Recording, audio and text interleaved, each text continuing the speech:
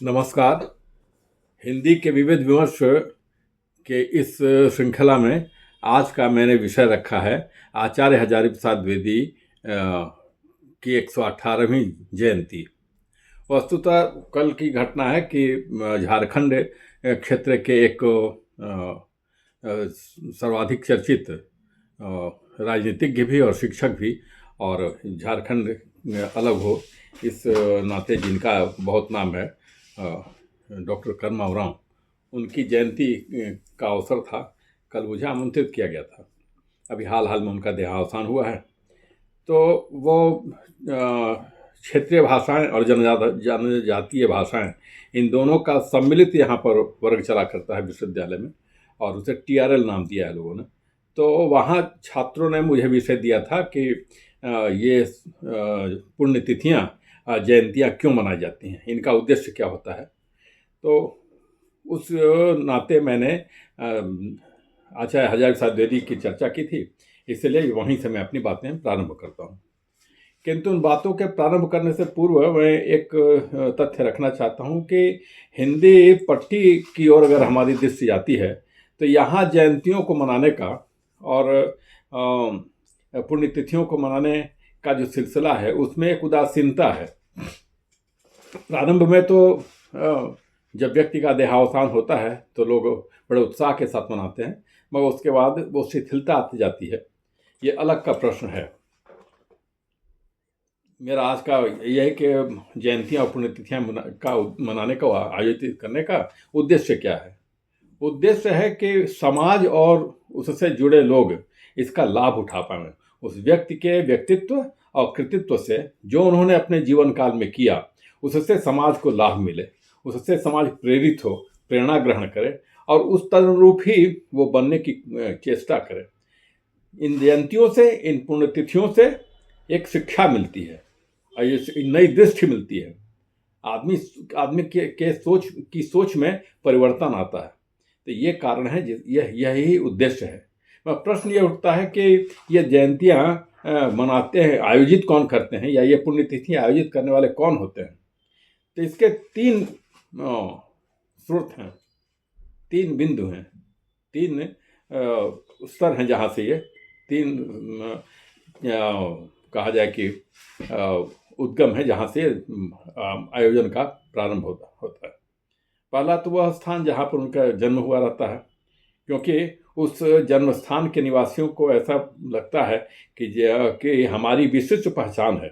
जहाँ भी, अब जैसे अब हम लोग, चूँकि मैंने हजारी प्रसाद द्विवेदी साहित्य को ही आधार बनाया है, तो आचार्य हजारी प्रसाद द्विवेदी का जन्म जहाँ हुआ, उस स्थान के लोगों को लगता है कि हमारी विशिष्ट पहचान है, और उनको गौरव अनुभव होता है कि हम इतने बड़े साहित्यकार की जन्म स्थली जहाँ है वहाँ के ही हम निवासी हैं।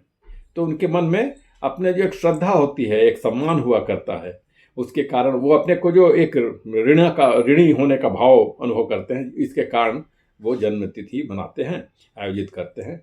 और दूसरा है कि वह संस्था जहाँ उस साहित्यकार या जिसकी जयंती मनाई जा रही है, जो जहाँ पर वो कार्यरत रहते हैं, वह संस्था, क्योंकि उस संस्था को भी या उनका कार्यक्षेत्र भी यह अनुभव करता है कि हमारी अलग पहचान है अन्य संस्थाओं से।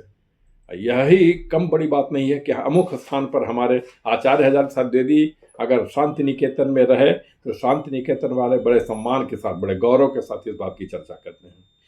काशी हिंदू विश्वविद्यालय जहाँ जहाँ उन्होंने पढ़ाई की और जहाँ के वो हिंदी के अध्यक्ष रहे, बाद में रेक्टर हुए, तो उनको ऐसा प्रतीत होता है कि इतने महान साहित्यकार हमारे यहाँ थे। ये 2 चीज़ें, और इससे भी बड़ा वह वंश,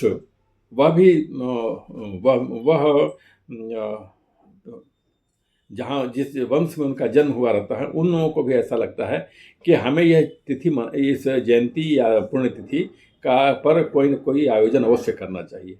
उनका एक कारण एक और रहता है, सबसे बड़ा कारण रहता है कि यदि बार बार पीढ़ियां उनको स्मरण करेंगी तो उनके उससे प्रेरित होकर के हो सकता है कि हमारे वंश में ऐसा ही फिर कोई कोई बालक जन्म ले ले, बालिका जन्म ले ले, तो इस इरादे से भी, इस सद उद्देश्य से भी, इस महती कांक्षा से भी लोग मनाया करते हैं जन्म तिथियों को और पुण्य तिथियों को।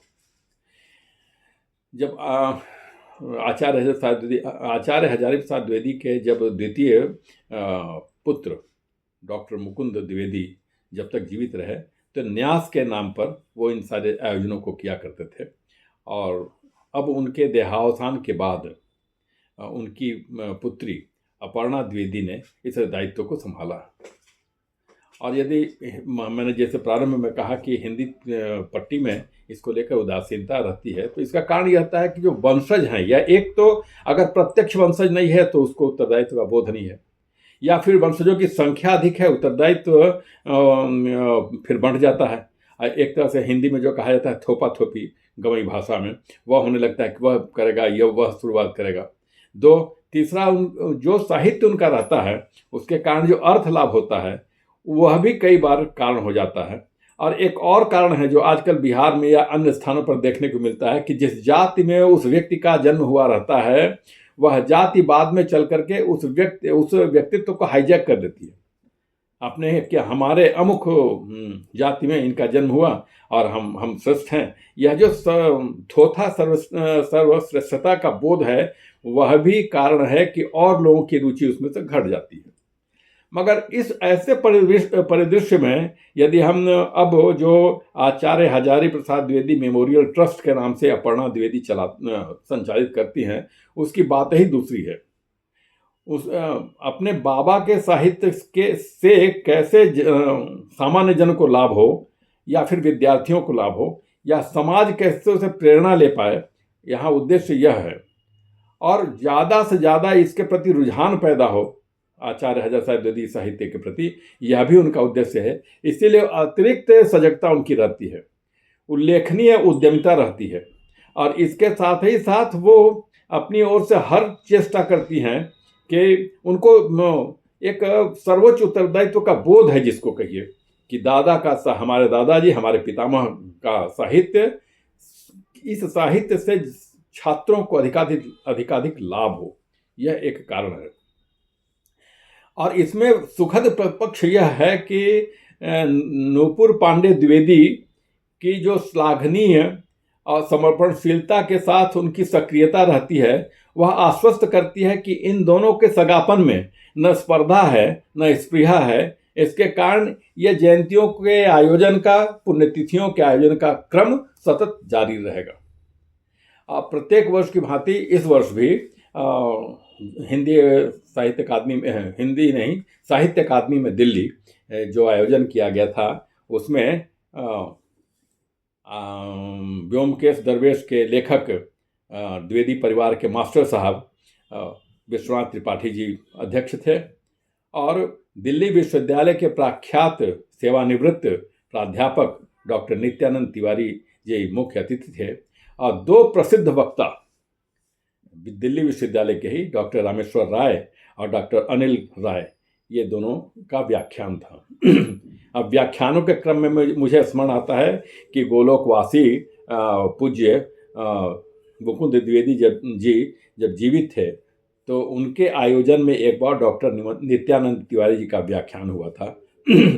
उस व्याख्यान की चर्चा आज तक है मेरी जेहन में, तो आज भी वे स्मृतियां हैं कि कितनी द्विवेदी साहित्य से संबंधित उनकी जानकारी कितनी गहरी है। लंबे समय के बाद इस बार ये दोनों वह जो व्याख्याता थे, उनके विद्वान व्याख्याता थे, उनका व्याख्यान सुनने का अवसर प्राप्त हुआ। मगर यह जो हुआ करता है अपना YouTube, उसकी एक समय सीमा है। यदि आदमी अधिक समय तक बोले तो उस बोलने वाला वक्ता तो बोलता जाएगा, मगर श्रोता के मन से थोड़ा सा ऊब आने लगती है। अतः आज की बातें मैं यहाँ इतनी ही रखता हूँ। अब इन दोनों व्याख्याताओं के द्वारा दिए गए, वक्ताओं के द्वारा दिए गए व्याख्यान की चर्चा में अगली कड़ी में करूँगा। धन्यवाद।